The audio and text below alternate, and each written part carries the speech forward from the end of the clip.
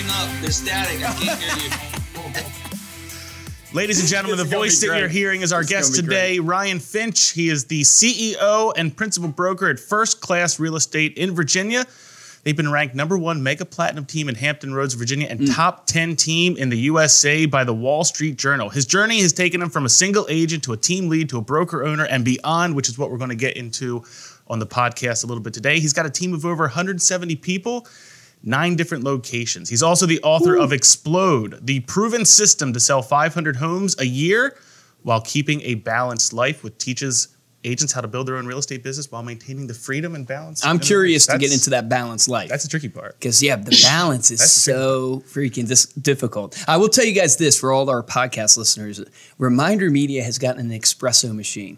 So if you guys are curious, yes, are you guys curious about the journey of ReminderMedia and how we're growing? We've gotten, I think it's called, what is it called? First Source? Like I don't know. I keep doing the Americano and the espresso together. They put this machine in there that has, like, I'm drinking a chocolate espresso, I think, right now. Yeah. It's actually really good. It's like a bean to cup. It grinds the beans. It's unbelievable. So if you have, Ryan, this is for you with your company, maybe you got to get these machines in your offices, because I just am happier these days. But I asked the guys today because we broke it within 2 days down on the sales floor. I've heard. And I asked the guys, they came in today to fix it. And I was like, is that a record? Like, of you put the machine in a company and then within 2 days the company breaks the machine? Like, is that a record? And he said, no. There was one other company that broke it faster than you. It was Engineers. It was an engineering company. They were trying to take it apart. They did. They tried to take it apart and reprogram the espresso machine. And I was like, well, engineers are worse than salespeople, I guess. So there we go. But that's our update for where's ReminderMedia at. We have an espresso machine now. So we're killing it. Well, Ryan, welcome to Stay Paid. Thanks for joining us. Thanks for having me. Dude, it's exciting to have you. Ryan, really, really interested to get into your story. And you've done so many different roles. So, I mean, we could literally talk, I feel like, all day. But if you could introduce yourself to the audience and just tell us a little bit about your journey, what led you into real estate as you've gone on this journey from an agent to being a team lead to, you know, obviously running a whole brokerage. And now you've even transitioned out of being the CEO of that into where you're franchising and stuff. But tell us a little bit about your journey. Introduce yourself to the audience. Sure. Yeah. Thanks for having me. So, you know, I started as a plumber. My granddad worked in the union, so I kind of came out. I didn't go to college, so I went right into the workforce. Went through some personal life challenges in a marriage that, you know, didn't work out for me. And so I had a daughter. I said, hey, I'm not going to be able to really be at her school plays and functions like that, being in construction, coming home exhausted, leaving early in the morning. I said, I got to find another career that's going to give me the flexibility. So I played church softball with a guy that was in real estate. He said, hey, yeah, come on out, you know, and, you know, fast track it a little bit, joined him, got into real estate, and, you know, the sky's the limit. I just quit and jumped straight in and went to selling. That was in 2006, October 2006. So we're coming up on, what is that, 13 years? Yeah, 13 years. Well, man, I'll tell you also those church softball leagues. You got to watch out for this. So my dad's a pastor. We did church softball. Oh, I played church those softball can get for competitive, years. Man. Yeah. Those church softball leagues. Those can get competitive. So there was a guy on the team. He's a real estate agent, convinces you to jump in. How long did you do? It was residential real estate, correct? Yes. How long did you do residential real estate before you kind of transitioned into kind of running a team of real estate agents? So it was about a year, you know, and then we ran into 2007, which was a happy time for us all. Yeah. So, but at the same time, what happened is it was funny because agents, I look back on, are really finicky about why they leave a company or change or whatever. I had my own property management. He wanted me to do team sales on his team, and I had my own properties I owned at the time. And he's like, yeah, you got to give them to us to manage. I went, no, forget that. I'm going out on my own. But I was real loyal. I never really looked to go anywhere else. So he ran a local competing firm. And so, you know, I just left from his team, went kind of to the other side of the building. And then I went from there. And then I went from making money to losing more money in a month than I normally made in a month. You'd think that I was going up in commission split, but I was steadily losing money every month. So he was really generous to me and, you know, let me kind of bail out of it. I got fortunate. I landed a Fannie Mae account. Once I did Fannie Mae, I did a really good job, and they took me across the country. So I had about 12 states I ran Fannie Mae stuff for. Okay. We built out a software for that so we could run it because the government software, it sucked. It didn't tell you what to do or how to do any of the stuff. So we had all these triggers. So we could basically manage all the states and all the properties. We sold them for better values. I mean, it'd be the state of Washington. We could sell a home for a higher price and a better condition than our competitors because they ran you on a report card, which made the sales reps get their bonuses. So that's why they started kind of passing us around in different states, and that's how we ended up growing in that. Fast forward now, it's 2013. We ran a team. We're up there in the top of the country doing the Fannie Mae stuff, and they say, hey, you guys are turned to an outsource. You're doing basically got too big. We were doing too much volume that every dollar was funneling back to Virginia Beach, and they're like, yeah, no, we can't do that with government money. We got to spread the wealth. Yeah, exactly. So they shut that down. It was fine. It led us to the next thing, which was opening up first-class real estate. We stayed in the same building for about a year, and then after that, we bought the building, a 6,000 square foot place, took our 10-person team over, and then from there we just grew. Wait, did you have a 10-person team when you were doing the Fannie Mae account? Yeah, so that was massive. Locally. Well, that was here. Then we had these kind of like two off. So there's another model now that tries to run where you pass out leads and other things. Well, they more or less got that concept from me. There was another guy. There's three of us that all lost this account from doing this. But we were basically just passing off listing leads to people in another area, which was technically an REO account. So, so we ran. They were part of a team, but ultimately we only had 10 people here locally that took the local properties and the buyers that came off of that and ran that model. Okay, and then you turned that in, and did you guys then, I guess, focus on traditional residential real estate? And I guess I'm curious, like what's going through my mind is how do you make that jump because you have this lead source coming from this Fannie Mae account, and now all of a sudden you're transitioning to where I'm assuming you have to generate your own leads now, and how did that transition take place, and how did you sustain with 10 people? Like what was the shift in mindset, and then also where did you start focusing? Where did your leads start coming from? How did you turn that into a really stellar residential real estate team? Sure. So from there we had the capital, right? I mean, at that point, we saved up over a period of time. So now you're looking at it going, well, I'm working at this company. It's costing me X amount of money a month. I could reinvest that other ways. And so when we did, we moved over, we saved money. I actually bought out of my contract because the guy's a friend of mine. I just said, you know what, I know I had a term with you. I'm going to buy out. And we did it, nice and amicable. We're still friends now. But so anyway, we went ahead and transitioned. And then what I did was I went and got different investors. So remember, I was fixing up and flipping. I had all these REOs that people were buying, so the investors would buy them. And so we had all these relationships. So one thing led to the next part of the transition. So now we took over the listing market with that. So we always dominated the listings like that. We owned them when they're Fannie Mae. We owned them when they're investors. That's what we went after. If you went to go buy a property from an investor, they would give us that lead. So we would take those leads and then pass those out, and then we would just still go do the same thing. Then a buyer would call in on it, and we ran a good system and process for lead gen and how we converted leads from those. So you built the business really off of this investor network.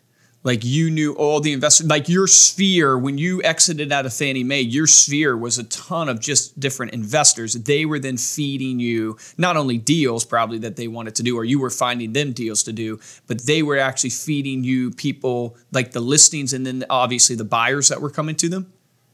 Well, they didn't feed us the buyers. We would get the buyers from the sign calls. Okay. So we ran a duty schedule for it. So any listing. So we always had 100. Even after we let go of Fannie Mae, we had 100 listings. I mean, so what I would do is I would go pair up, let's just say John Smith, the investor, with Lisa, Lisa, the agent, and say, hey, this is your account.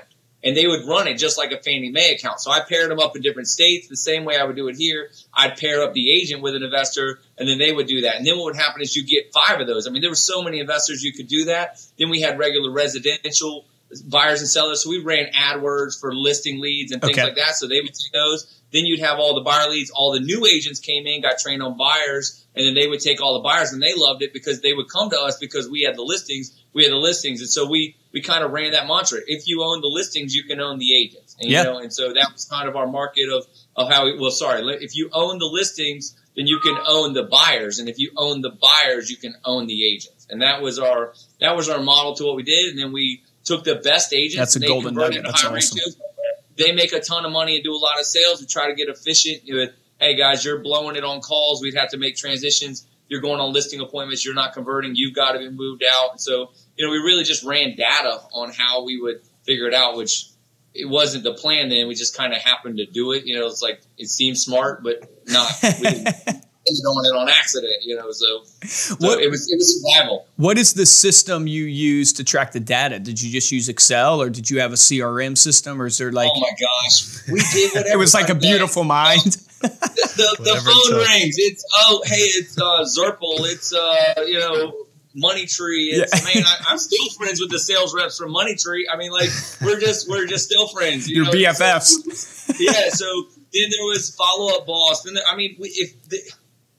you can't even have changed CRMs that many times in that period of time without everybody thinking you were crazy. They're like, a new CRM. Okay, great. Let's download and upload. Like it began to be a joke around here of how much we were like, you're not following up with a lead anyway. What does it matter? So we were trying to find the next system that was going to follow up for us. Right? Yes. They were out there, not following up. And so have you found?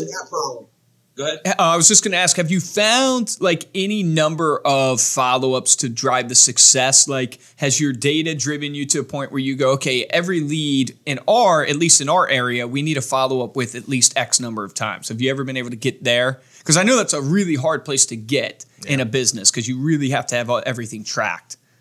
So I was talking to one of our managers earlier today. She said, hey, I want to go to this school function, and there's a booth. It's like $150 or whatever. I said, look, your office is in the profit. $150 is $150. It doesn't really matter. I said, but that's not the problem of whether this is going to work or not. What's going to determine whether it's going to work or not is who you put in the game. We coach my son's baseball team. I got players, I put him in. He's not going to hit the ball no matter what I do. So it's not baseball's not the problem.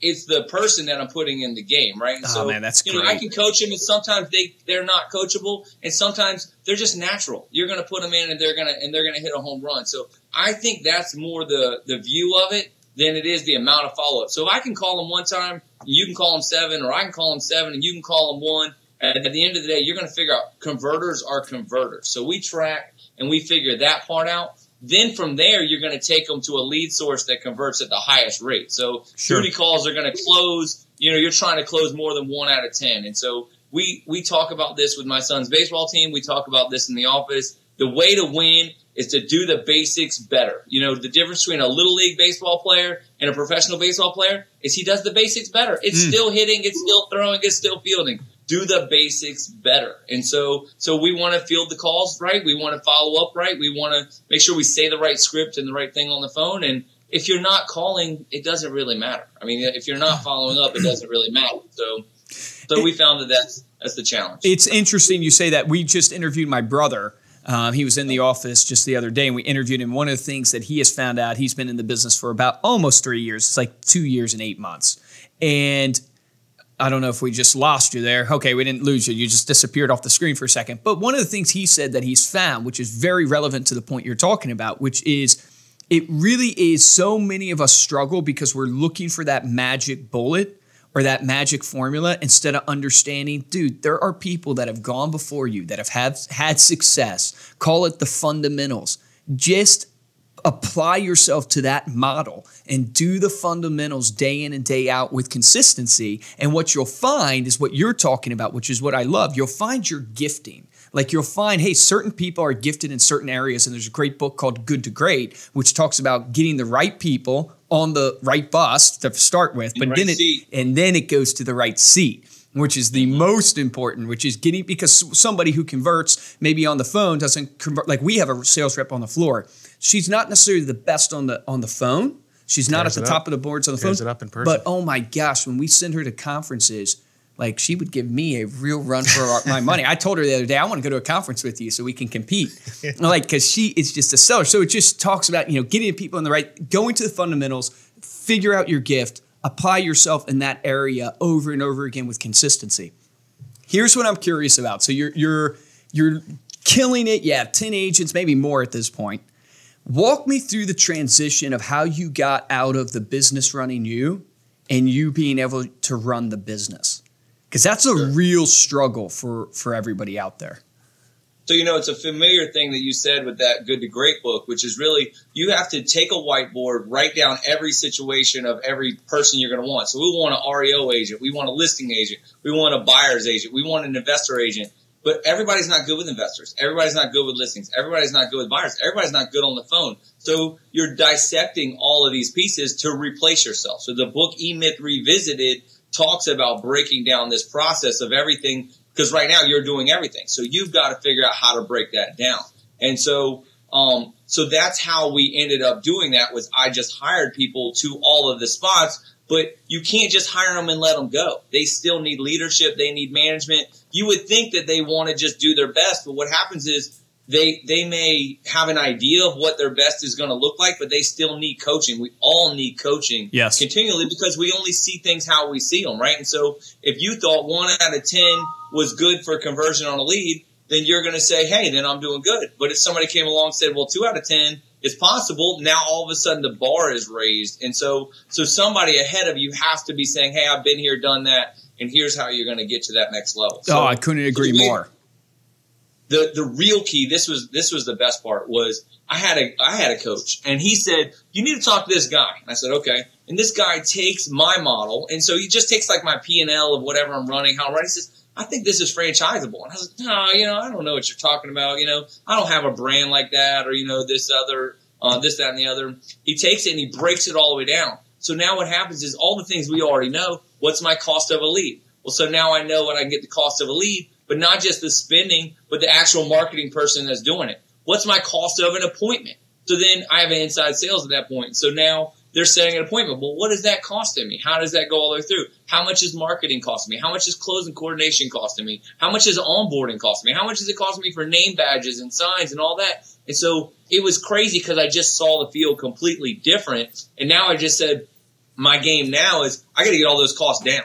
And if I get those costs down, I now have a value. Because if you can buy all the technology from me that you can't, if you were to go buy it off the street for more, then I have a value. If I'm more than them, then obviously you're not going to buy it. And so if you can package together a value. So it's the same. People do it with listings or buyers, right? You go in and you say, hey, we'll do the pictures, put it in the MLS, put a sign and all that, and we'll sell it to you at, whatever percentage. I'm not, whatever. So they go to this percentage, and sometimes they figure out how to skinny that down and figure out the profit margin from it. And they go, well, maybe they make $2,000 a listing. Maybe they make $3,000. Maybe they only make 1,000, but they do 100 listings, right? And so there's different ways to be able to break down a model that way. And the better you do that, it gives you this laser beam focus. So I'm going, all right, great. It gets real simple, and that's what you got to do. You know what I love about, as you're talking about kind of these data, that you're just looking at your cost per lead, your cost per appointment, and all of a sudden you're starting to see the field clearly, and you're starting to see what you have. What's popping into my head is Jeff Bezos talks about,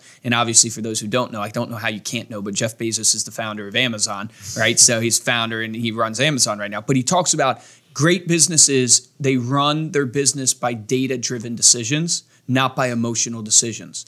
And it's a really hard thing to get to, because as an entrepreneur, you tend to have to run off your gut because you don't have the money to get the data, whatever it is. They could call it an excuse, but meaning like you tend to run off your gut. So it's really hard to make that shift, but it really is that simple. I have been really an advocate for this idea of you take action, you track your results, and then you pivot. Where so many people fail is they don't track their results. Mm-hmm. Like Josh and I, as we've gone through this kind of series of Stay Paid, and we're now 2 years in? Yep.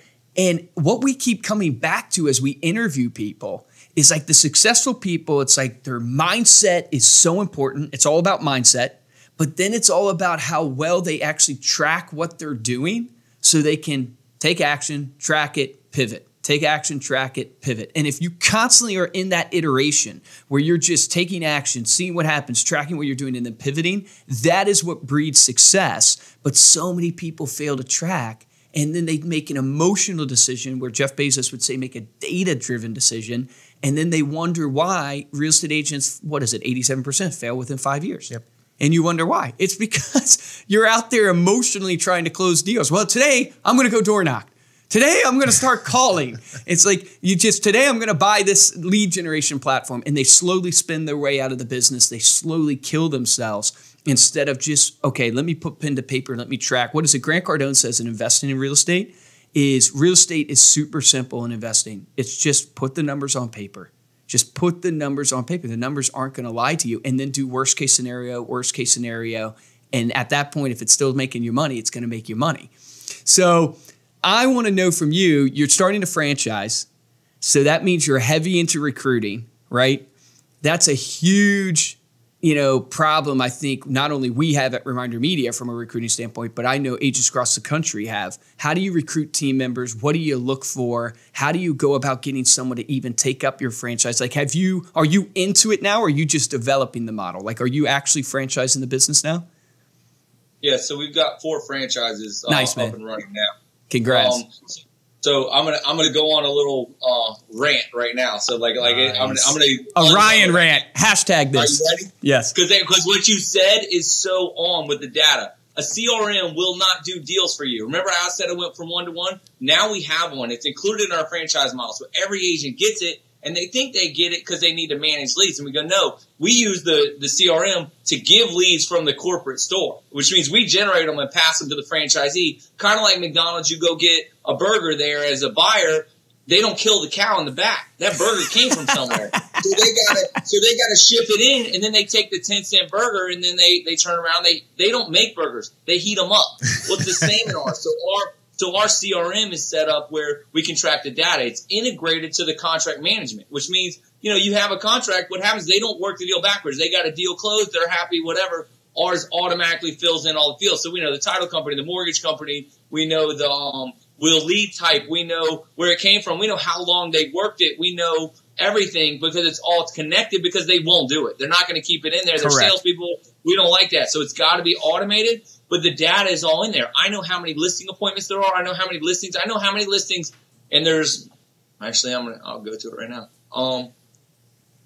We have 248 active listings. 147 of them are not under contract. 112 are. There's 18 listed so far this month. I can see all that data just like that. I can go and click on it, see how long it's been on the market and that stuff. But I do the same with the leads. I do the same with appointments. So we set appointments from here. So we know which agents are converting. It's really easy. You don't just need leads converting. You need agents that convert leads, but you need agents that convert leads that close. If they don't close, nobody made money. Yes. So it was all a waste of time. So we set up all of this system and we said all these franchises that are out there are selling you a brand or some other cost for no value. You still need a CRM and you still need a transaction management. We said, no, that is our cost. That's all we're doing is packaging that together. We're a service company. And now what happens is they can see the data. They're like, your thing is nothing but an overgrown Excel spreadsheet. I heard somebody say that. I said, yeah, show me yours. And they said, I don't have one. I said, exactly. That's why we're taking the book. That's awesome.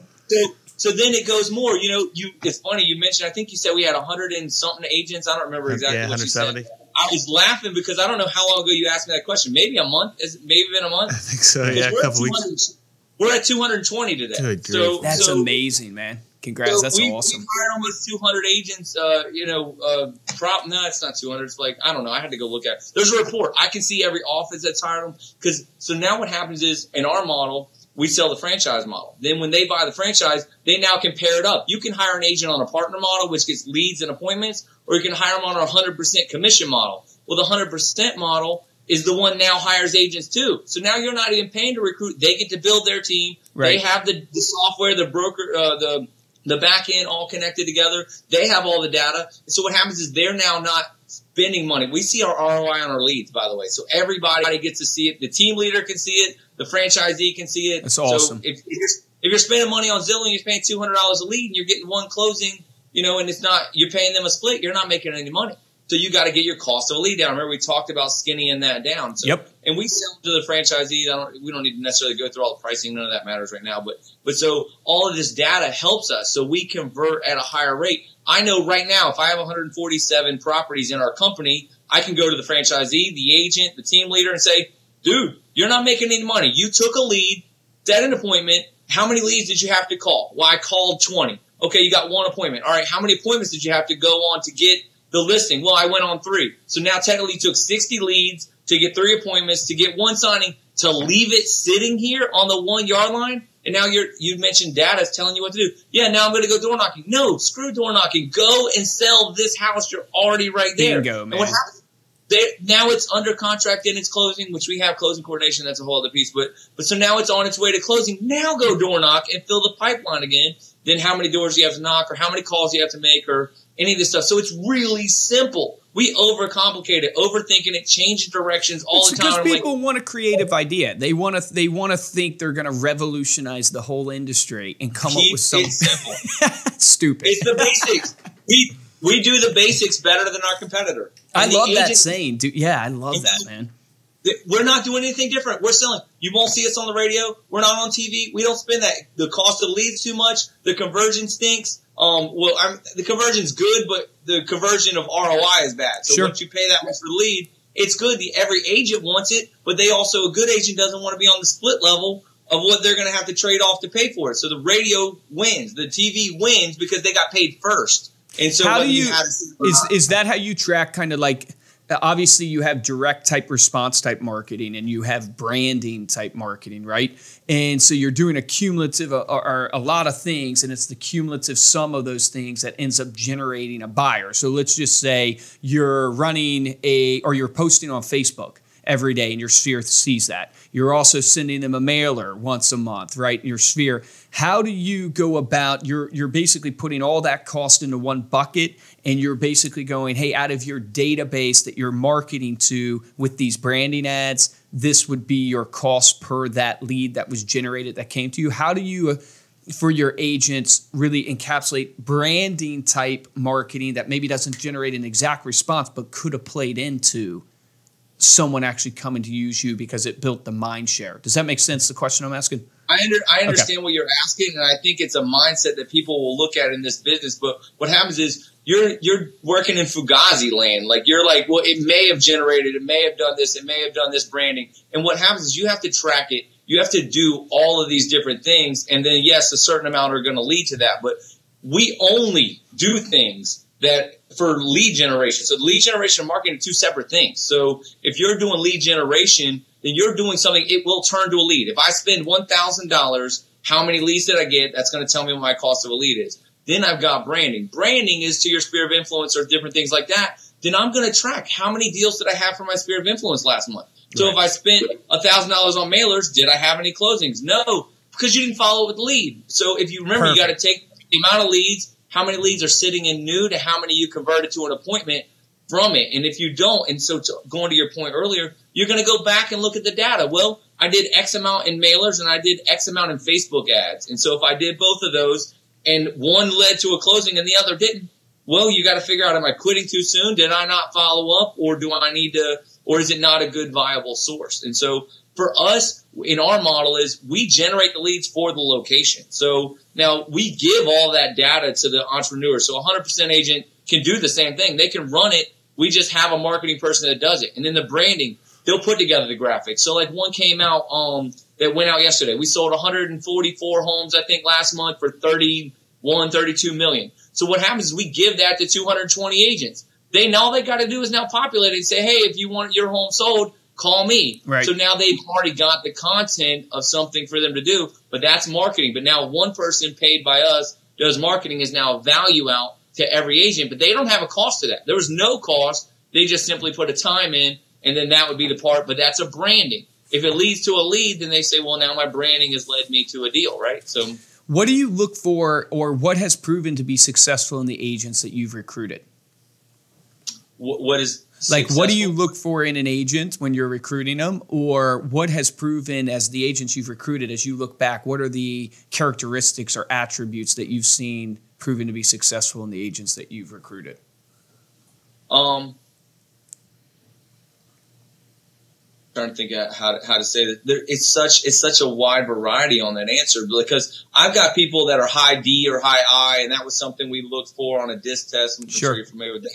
We've also had people that were flatlined that were really good, and we've had people that were a U-shape that more like were probably better inside salespeople than they were actual closers that do well. We've got people that'll come in and they're horrible at all that, but they do everything you tell them. So they send out the note cards. They make every phone call. They track every. They win by doing the fundamentals. Yeah, they're just doing it all. And then you got people that are high D or high I that they do it for a week and then they stop and they fail. But you got high D and high I that go in, take a deal, and take it all the way to closing. So consistency, maybe consistency. The agents who actually consistently do the fundamentals, or would you think it's more mindset and drive? It's going to come down to what do you dictate is successful. So, which means there's certain people that are coachable. So, if your goal was to do 50 deals this year of all buyers, and you did that, is that success? And so, did they convert leads at a higher rate? Did they make the amount of net money they wanted to do?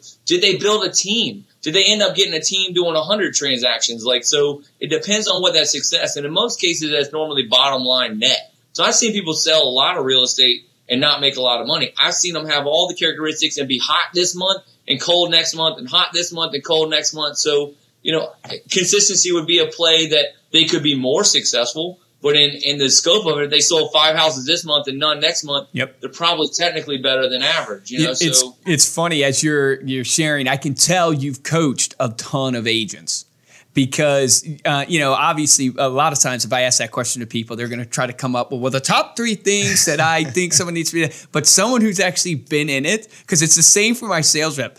We have tried to figure out what we use the predictive index here instead of the DISC, which is similar type personality test. And it's like, okay, what's the personality graph of the people who can actually close? And are there characteristics that enhance people's closing ability? Sure, if you're extroverted and stuff like that. But what I have found is similar to what you have found is that you can have people across the spectrum that make it.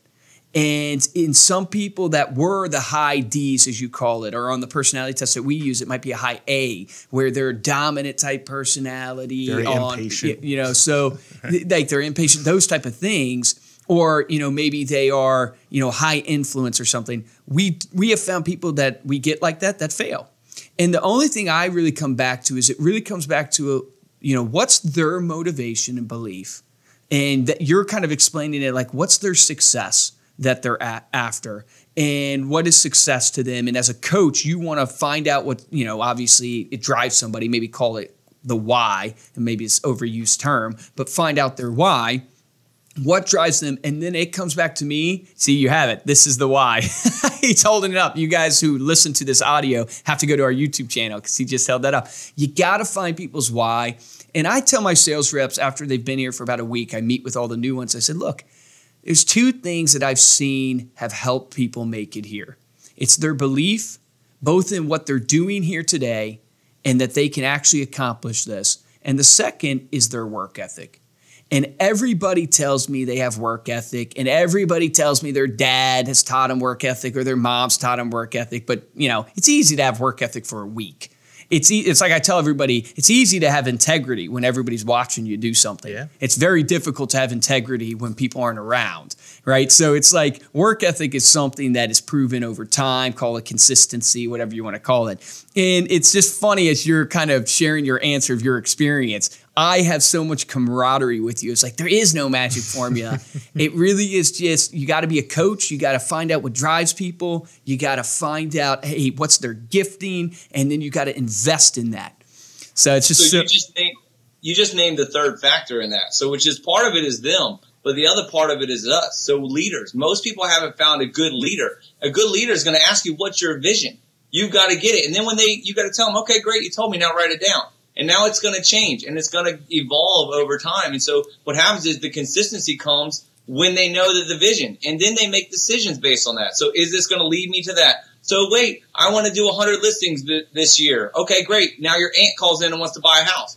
Well, does that fit to what you want to do? Oh, well, no, but I'm just going to help this one. And so now you derail on this distraction. And so the part of it is the coaching, and the other part is they're not going to do what they said they're going to do. So this is their vision, and they're going to mess it up just like you and I do, right? So we know that going in, and you can tell them ahead of time, I know you're not going to do this.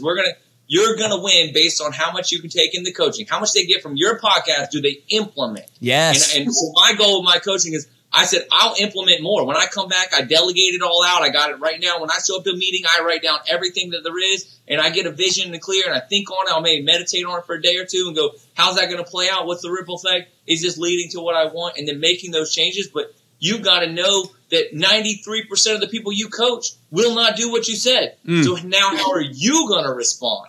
So this is why teams don't work, because somebody comes in and you go, oh, you're the perfect disc, and then they don't work out. Oh, you're not the perfect disc, and then you've made some calls, and then what happens is they don't make a call, they don't do it, and you harp on them or beat on them, and then they leave. And then they go succeed somewhere else. The way that we win is that we set the right culture. The right culture to win, and then telling them what they need to do, showing them the data. I don't have to explain it. It's on your dashboard. You have these leads. You haven't called them. You haven't touched them. Do you need me? You set these appointments. You didn't follow up. You have these leads. They don't come back and ask for more leads because they didn't call those. So we don't have to spend more money. Or we do one-on-ones. The funny thing is I coach the agents too. So I help team leaders. I have so much time. It's crazy. We talked about you want to get into the balanced life of it, but this is technically probably working a little bit more than I normally would go home and make dinner or pick up the kids or something like that, so that we can kind of have that quality. And then I'll jump back on and grind it out. But so anyway, the point is to build a balance in that whiteboard thing that we talked about of what you want life to look like, that vision. And so then when you're passionate and hungry about it, the energy is contagious. And Correct. The right leaders get to do it. And guess what? So is frustration. You're frustrated with the agent, the person, the client, whatever. They can feel it. They can tell when you're mad at them. And so they feel like they let you down. And now it separates. And guess what happens? Then they go opposite directions and you both failed. You both lost. So the right leader is going to say, I don't want to fail you. I already know what you're going to do. I know you're not going to call them. I know you're not. So you know what I'll do? Servant leadership. I'll get on the phone with you. I'll recruit for my team leaders. I will help them recruit. Freaking gold. I get with the managers. I'll help you. I'll do whatever. Your win is my win. And guess what happens? They don't leave. So remember, the only way you get to that number in recruiting is not to be losing them on the back end. If you're losing them on the back end, it doesn't work. You got to have a growth plan that they can go from getting leads and appointments to getting all their own money to building their own team. And then our model essentially open their own office. And really, we've got a further model. You can have an AR. I don't know if y'all are familiar with that, but we've got an AR model that's out there. Gary sold 30 of them to get KW going. But you can't buy any more of those. Well, so now the next model is coming. We designed something that's very similar, but also unique that they have to change the whole ship around. Whereas we're going another direction. But there's so much gold. But I get to look at it and now just say, well, that worked then, and you're right, that was genius. But this is different. These people that are coming to this market are different. These people, sure. The people want a new opportunity to be in the front of it, not the back of it, right? And so it's just part of the equation. So it's exciting. I'm just excited that I could see it. I can see this whole field of how it goes. And then what happens is you're going to coach 10 people. 2 of them are going to go to this level. 4 of them are here. I don't care whether it's buyers, recruiting agents, managing an office. Everybody is going to be that level. And your value is how well you can get them to do it. How can you get them to implement it knowing they're not going to implement it, right? So if you know it, you're going to harp on doing it over and over. Hey, all you have to do is do this. It's basics, right? You're like, that's just too simple. No, it's not that hard. You just have to do this, but do it better. Yes. Well, so how do you get better? You got to keep growing and learning. You've got to be reading, doing podcasts like this. But just learning isn't any good. They got to put it into play and put it into action and do something. And do something. It goes back to what you said earlier with they've got to believe in themselves. Most of them don't. They failed somewhere Correct. along the way. Some leader told them they weren't good enough and they're not capable. They have all this talent inside and nobody's brought it out of them. You find the right leader, you're going to reach the next level of where you want to go to. And that's what everybody's striving to find. Drop the mic there, ladies and gentlemen. That's freaking awesome. So much gold. I'm in a there. fan of the Ryan rants. Yeah, seriously, man. Keep ranting. I'm in for it. Gary Vee says, all the time, people tell him, why do you give so much stuff away for free? He goes, because I know, like you said, 98% of you won't do anything about it. Right. 98% of you won't even do anything about it. And it's just crazy. Like Tom Ferry, I listened to a podcast of his just the other day, and he was just like, I'm a great creative, great marketer is what he was saying. But he said, but I'm an insanely good executor. And he's like, I've learned the discipline of execution. And that's truly what it's all about. It's like if you're willing to execute, you will freaking win every single time. All right, so man, we could really talk all day. There's so much gold. We'll have to have you back sometime because we could dive into the nitty gritty of either lead generation, of this idea of recruiting agents. We barely touched anything, but I want to ask you, a question that we tend to ask everybody who comes on the podcast, and it's really, I want to be somebody who studies success, right? So I want to look at the people who've gone before me, or the people who are going alongside me, and go, okay, this guy Ryan, man, he's successful. He's created not only this incredible real estate company, but he's creating this franchise model, and he has this balance with his life and his family. As you look back on your life, what has it been that's been the formula for you? Are there habits, routines, things that you've implemented that you can look back and go, yeah, Luke, here are some of the habits that I do daily that I think contribute to my success that I have? There's no magic formula, but successful people tend to implement routines in their life. Yeah.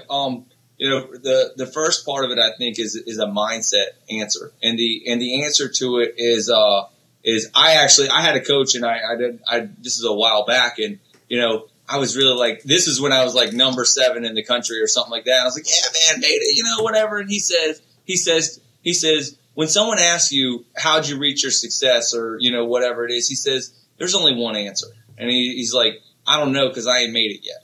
And that mindset has stuck with me ever since, because he's like, because as soon as you think you made it, you're successful, your habits are doing it, then you're going to fail, because pride wants you to fail. It wants to cost you an agent. It's going to cost you money. It's going to cost you over and over and over again. So the only thing that I can think of that would be that way is that God has humbled me so much from so much failure that it's kept me to where I'm like, man, I'm just like you. I'm putting my pants on. I'm going to work. I got a job to do. My job and role may have changed along the way, but I have to do the same thing over and over again. And if there's anything, it's kind of like I've got a purpose. I've got a plan. I know what it is and why I'm on this earth. And because of that, it doesn't matter what's in front of me. I'm going to keep moving through because I ain't finished. I'm not finished with the purpose. And that part of it's going to get through. So it's not a gym or eating or any of these others. It's just going, well, I got to get there. I'm not there yet.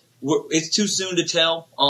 And ultimately, I think that's where everybody's at. I don't care how far or how well you get along. You ain't made it yet. And as soon as you think you've made it, you're done. You might as well just hang it up right there. And that is what's going to change your daily habits of what you do. You don't pick up the book because you're the smartest guy in the room. Okay, well, then good for you. You don't call leads because you're too good for that. You won't hire another agent because you've got it figured out of what you're supposed to do, and then one of your agents leaves, and now your business has lost a percentage, right? Or, you're not looking ahead at where the business is going to go. You're going to lose. And so because you think you're successful, you made it. So anyway, I don't know if I really answered your question. No, but you did, man. That's awesome. I love that. Ed Milet is constantly, he describes it as a way of like, he's constantly chasing the better version of himself.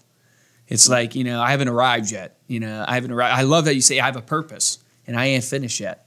I love that. That's powerful, man. I have a purpose and I'm not finished yet. I love that. That's awesome. Dude, Ryan, thank you so much for being here. Appreciated having you on. Before we close out, tell people how they can connect with you. I know you've got the book on Amazon and you've got your franchise that you wanted to give the URL. Yeah, so there's a couple of different ways because it's kind of a thing. But shoot, I don't care. You can email me directly. I clear out my email every single day. I respond to every text.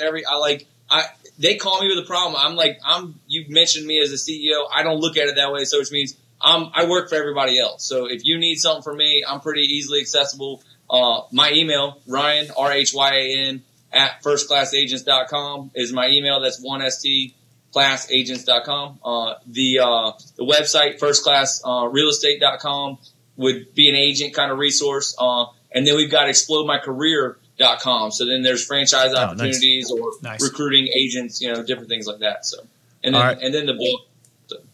Yeah, the book can be found on Amazon. We're going to include links to all of that in the show notes. So if you're listening to this on your phone, just tap or swipe up on the cover art. You'll be able to see all those links. You can also head over to staypaidpodcast.com, look for this interview, and we'll have all of those links and resources in there again. Thanks again, Ryan, for being here.